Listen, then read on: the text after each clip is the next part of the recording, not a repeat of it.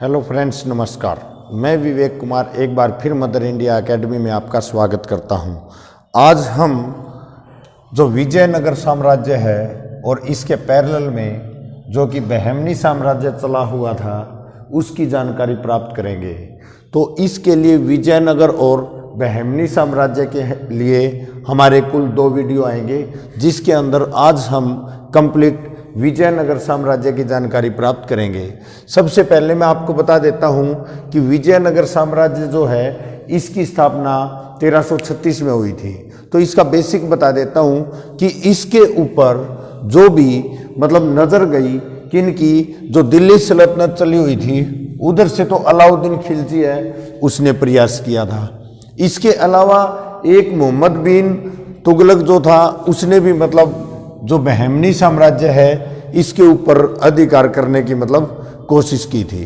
ठीक है। इसके अलावा ये जो क्षेत्र रहेगा कर्नाटक साइड में जो क्षेत्र था ना, वो जो है किसके नाम से, विजयनगर साम्राज्य जो था उसका जो क्षेत्र रहेगा भाई। और इन्होंने अपनी राजधानी जो है हम्पी को बना रखा था। किसको बना रखा था? हम्पी को अपनी राजधानी बना रखा था।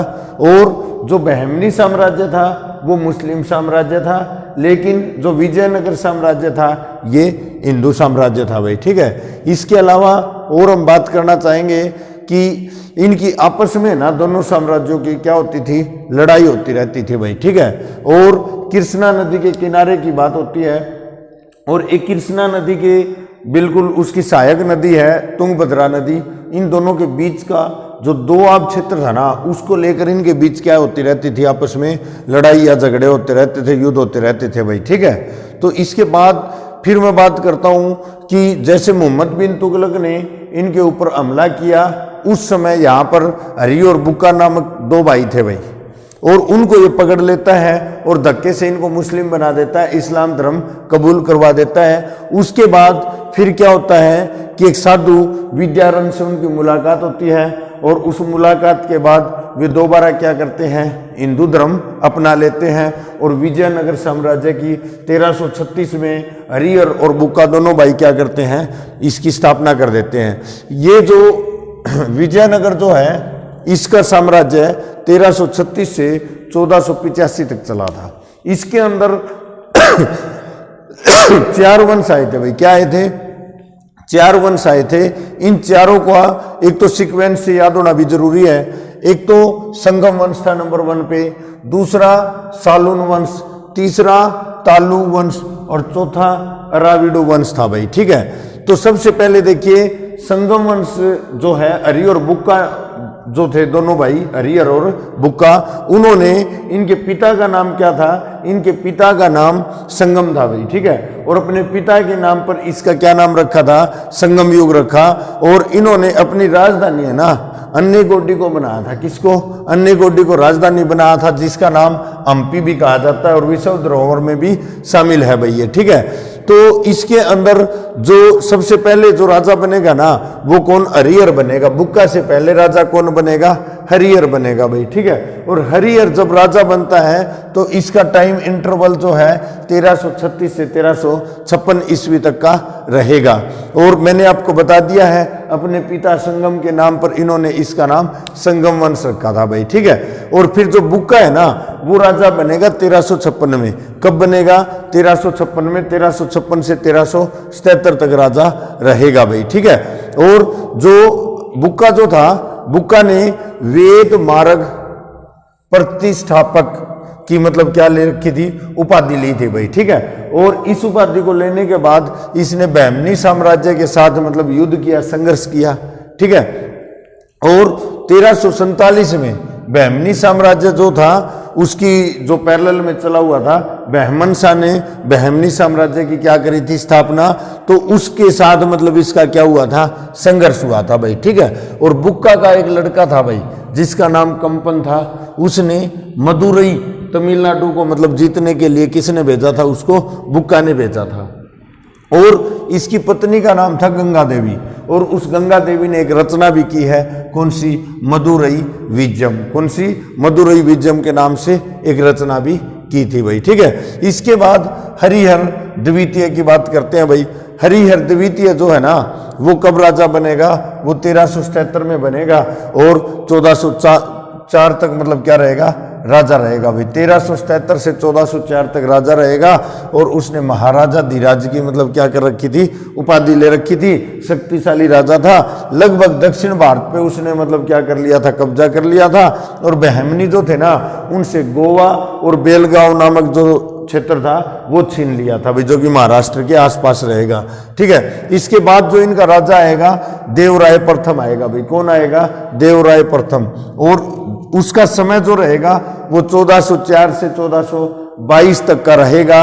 और तुंगभद्रा नदी जो है उसके ऊपर इसने बांध बनवाया था। और जो इनका विजयनगर साम्राज्य है ना वहां से एक नहर भी लेकर आया था भाई, किसके अंदर, विजयनगर साम्राज्य के अंदर। और एक इटली यात्री आया था भाई इसके समय में, जिसका नाम निकोलस कोस्टी रहेगा। क्या रहेगा, निकोलस कोस्टी रहेगा।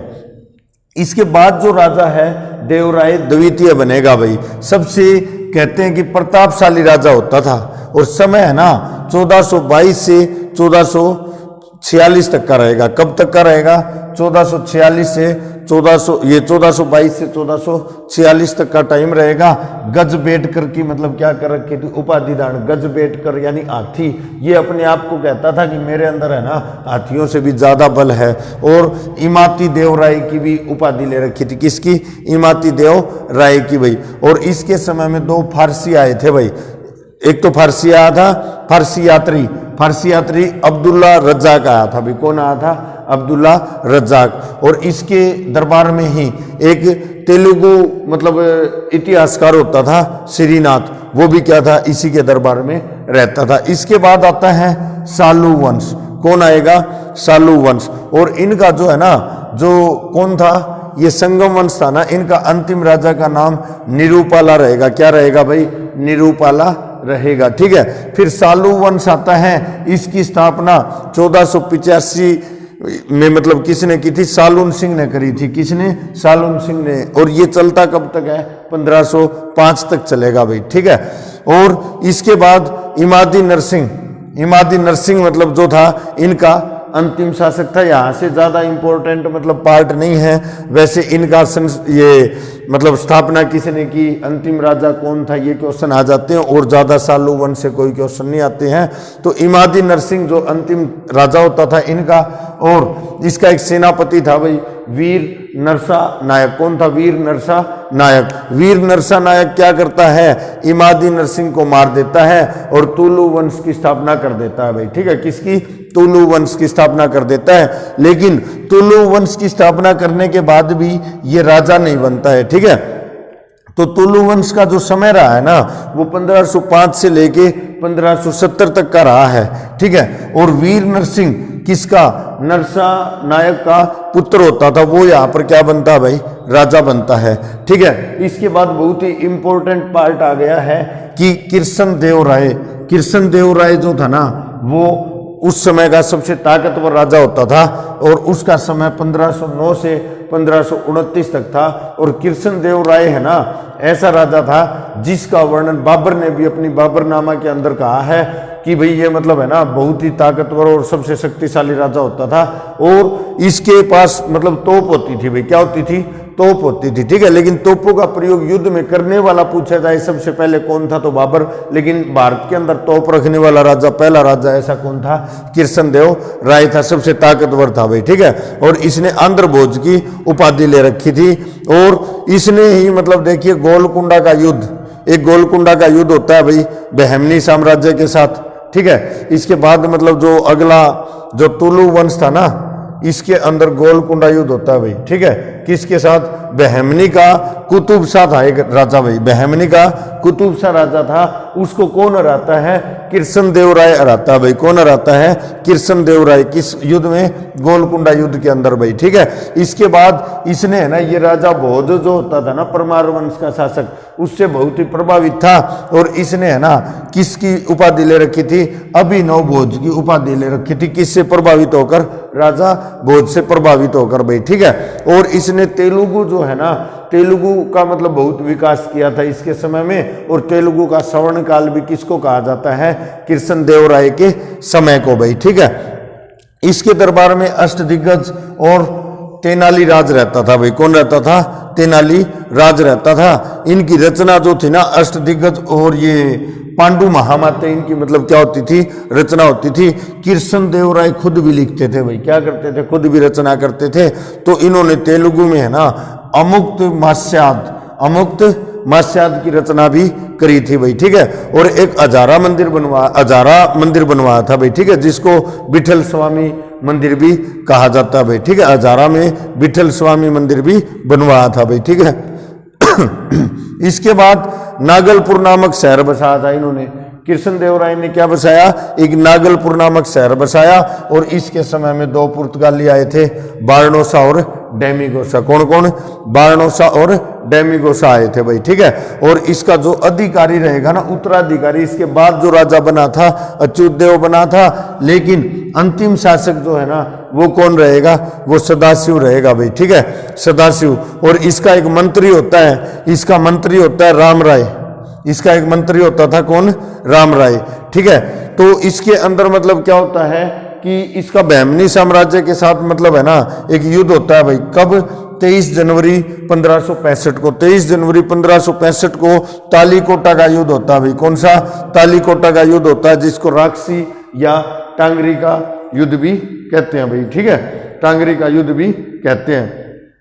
तो इसके अंदर मैं एक बात और बता देता हूं कि जो ये युद्ध हुआ था ना, इसके अंदर बहमनी साम्राज्य के लोग मतलब क्या करते हैं, जीत जाते हैं भाई, ठीक है। और बहमनी साम्राज्य जीतने के बाद लगभग विजयनगर की क्या हो चुकी थी, मतलब पतन हो चुका था विजयनगर का।